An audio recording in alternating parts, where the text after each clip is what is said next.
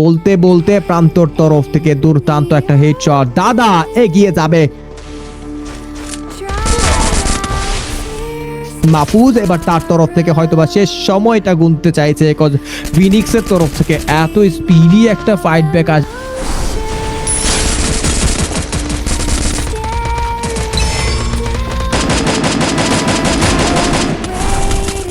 বেশ এই বিষয়টা সম্পর্কে মাহফুজের ধারণা ছিল না। শুভ এগিয়ে যেতে চেয়েছিলেন, পেছে যাবেন শুভ, এটা 1v3 সিনারিও। সানিকে টেক ডাউন নিয়েছেন শুভ, ওয়াল প্লেস করেন ব্যাক সাইড থেকে ফিনিক্সের হামলা, এন্ড বলতে বলতে এসে ফুটে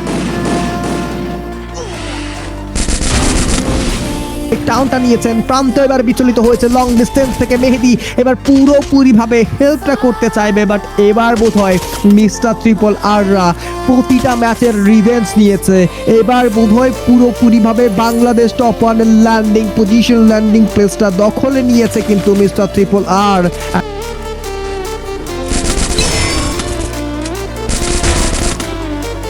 মরণ কামড় বসিয়েছে মিস্টার ট্রিপল আর এর রোস্টারের উপর। টেক ডাউন নিবেন নাইটমেয়ার, অঞ্চু ওয়াইটির তরফ থেকে রেস্কিউটা চালিয়ে যাবে, বাট বিগজি ফিনিক্স এবার তার তরফ থেকে মেহেদির কিলটাকে সিকিউর করবে। বাংলাদেশ টপ ওয়ানের সোলো সার্ভাইভার